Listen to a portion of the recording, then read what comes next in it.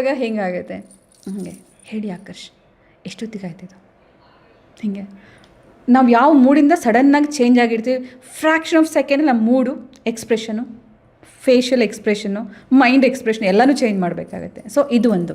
ಇನ್ನೊಂದು ಕಡೆ ಏನಾಗಿರುತ್ತೆ ಅಂದರೆ ನಿಮಗೆ ತುಂಬ ಹಸಿವಾಗಿರುತ್ತೆ ಸಿಕ್ಕಾಬಟ್ಟೆ ಊಟ ಮಾಡಬೇಕು ಆ ಟೈಮಲ್ಲೇ ನ್ಯೂಸ್ ಹಾಕಿರ್ತೀವಿ 1:30ಗೋ 2 ಅಥವಾ ಬೆಳಗ್ಗಿನ ಬ್ರೇಕ್ಫಾಸ್ಟ್ ಮಾಡಿರಲ್ಲ ನೀವೇನು ಪ್ಲ್ಯಾನ್ ಮಾಡಿರ್ತೀರ ಅಂದರೆ ಲೈಕ್ ಫ್ರೆಂಡ್ಸ್ ಎಲ್ಲ ಸೇರಿಕೊಂಡು ಹೊರಗಡೆ ಊಟಕ್ಕೇನೋ ಪ್ಲ್ಯಾನ್ ಮಾಡೋದು ಒಂದು 1 hour ಲಂಚ್ ಬ್ರೇಕೆಲ್ಲ ಇರುತ್ತಲ್ಲ ಆವಾಗ ಆ ಟೈಮಲ್ಲಿ ಯಾವುದೋ ಮದುವೆ ಕವರೇಜ್ದು ಏನೋ ಒಂದು ಇಂಪಾರ್ಟೆಂಟ್ ಇರುತ್ತೆ ಲೈಕ್ ಕಮರ್ಷಿಯಲೇ ಇತ್ತು ಅಂತ ಇಟ್ಕೊಳ್ಳಿ. ಆವಾಗ ನಿಮ್ಗೆ ಹಸಿವಾಗ್ತಿರುತ್ತೆ ನೀವು ಅದಕ್ಕೆ ಮೃಷ್ಟಾನ್ನ ಭೋಜನ ನೋಡ್ತಾ ಇರಿ ಅಲ್ಲಿ ಹೋಳಿಗೆ ಪಾಯಸ ಹಿಂಗೆ ಹೇಳೋವಾಗ ಆ ಎಕ್ಸೈಟ್ಮೆಂಟ್ ನಿಮ್ಮ ವಾಯ್ಸಲ್ಲೂ ಬರಬೇಕು.